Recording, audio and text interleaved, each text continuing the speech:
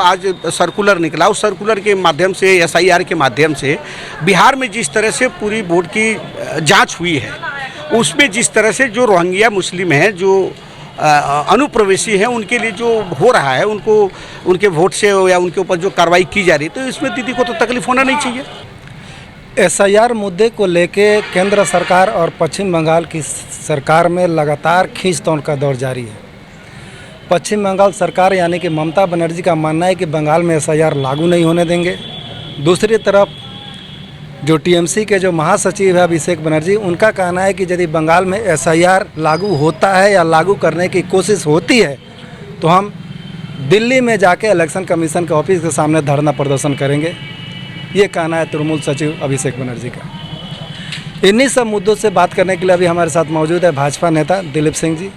उन्हीं से जानने की कोशिश करेंगे कि यदि ममता बनर्जी जो बोल रही है कि बंगाल में एसआईआर लागू नहीं होने देंगे, और अभिषेक बनर्जी एक तरफ से धमकी दे रहे हैं कि यदि एसआईआर बंगाल में लागू करने की कोशिश करती है या भाजपा इसको इलेक्शन कमीशन कोशिश करती है तो हम दिल्ली में इलेक्शन कमीशन ऑफिस के सामने धरना प्रदर्शन देंगे। इसमें भाजपा का क्या स्टैंड है, हम आपको उन्हीं की जुबानी सुनाते हैं। देखिए, दीदी जो 5,000 रुपया के लिए बोली हैं, तो इसी से ये मालूम होता है कि दीदी इंडस्ट्रियलिस्ट या लोगों को कितने रुपए की ज़रूरत है, एक संसार कितने में चल सकता है। अगर इसका अनुभव होता तो माननीय मुख्यमंत्री ये वर्ड नहीं बोलती कि 5,000 में क्या होता है। पहले वो वोट खरीदने के व्यू से, उस नीति से, उस नीयत से उन्होंने 1,000 रुपया किया लक्की भंडार के नाम से। अब वो बोले कि जो श्रमिक बाहर में हैं, माने जिसका 30,000 रुपया महीना इनकम है, उसके भी पेट पे लात मारने का रास्ता ये बता रही हैं। माने इनका 5,000 लो, 25,000 छोड़ दो, उसके लिए यहाँ पे चलाओ, इनको वोट दो। बंगाल को किस तरह किस जगह पे वो ले जा रहे हैं। लेकिन इनके इस बात से बाहर में जो हमारे बंगाल के हमारे जो श्रमिक हैं, उनको इनके वोट से कोई फ़र्क पड़ने वाला है नहीं। लोगों को पता है कि ये 5,000 रुपया ये जो बोल रही है ना, ये तो वोट का 2-3 महीना तक हो सकता है मिल भी जाए, उसके बाद कुछ मिलने वाला नहीं है। ये सबको पता है, ये मिलने वाला नहीं है। लेकिन एक आदमी को उन्होंने ये कीमत लगा दिया कि अगर कोई एमकॉम किया है, कोई बीकॉम किया हुआ है, कोई इंजीनियरिंग किया हुआ है, या कोई कम पैसा का भी अगर मजूरी करके वो 30,000 रुपया का इनकम करने का उसका कैपेसिटी है, वो कैपेबल है कि 30,000 कमा सकता है, तो उसके हुनर पे ये एक स्टाम्प मार रहे हैं कि ये आदमी 5,000 का ही है।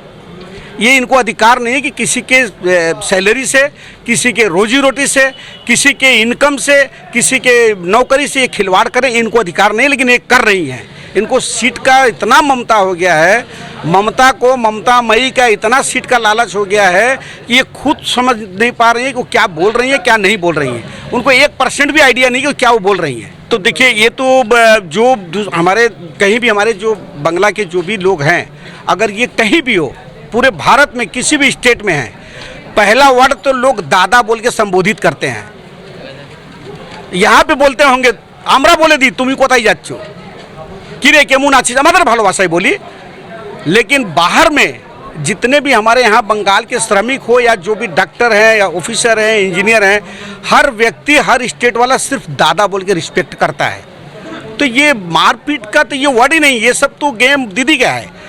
ये कभी पैर तोड़ के खेला करेंगी, कभी बांग्ला भाषा को लेके खेला करेंगी, कभी बांग्लादेश को लेके करेंगी, कभी कुछ करेंगी। अब आप बताइए कि जो आज सर्कुलर निकला, उस सर्कुलर के माध्यम से, एसआईआर के माध्यम से बिहार में जिस तरह से पूरी वोट की जांच हुई है, उसमें जिस तरह से जो रोहिंग्या मुस्लिम हैं, जो अनुप्रवेशी हैं, उनके लिए जो हो रहा है, उनको उनके वोट से या उनके ऊपर जो कार्रवाई की जा रही है, तो इसमें दीदी को तो तकलीफ होना नहीं चाहिए।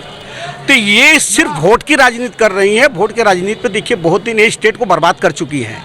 लेकिन यहाँ के हम लोग के बंगाल के हम लोग जितने भी यहाँ पे बंगाली हैं, उसका ठेका ये नहीं ले रखी हैं। इनको नहीं सोचना पड़ेगा ये अपना कैसे चलाएंगे, क्या करेंगे, ये सोचे। अब बंगाल का जनता बाखूबी समझता है क्या करना है, कैसे करना है, और बंगाल की जनता तो इनको बहुत जल्द 26 में जवाब भी देने वाला है। देखिए, ये देखिए, अगर ये बंगाल इंडिया में है तो ये लागू होगा।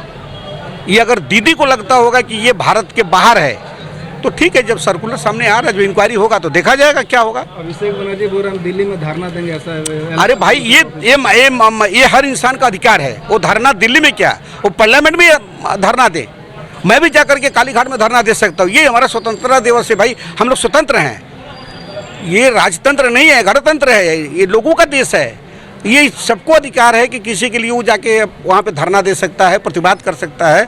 आप विक्षोभ दिखाओ, प्रतिवाद करो, लेकिन आप रूल को नहीं मानोगे, आप कोर्ट को नहीं मानोगे, आप सुप्रीम कोर्ट को नहीं मानोगे, आप प्रधानमंत्री को नहीं मानोगे, आप राष्ट्रपति को नहीं मानोगे। भाई हम कहाँ रहते हैं? क्या हम भारत के बाहर के हैं?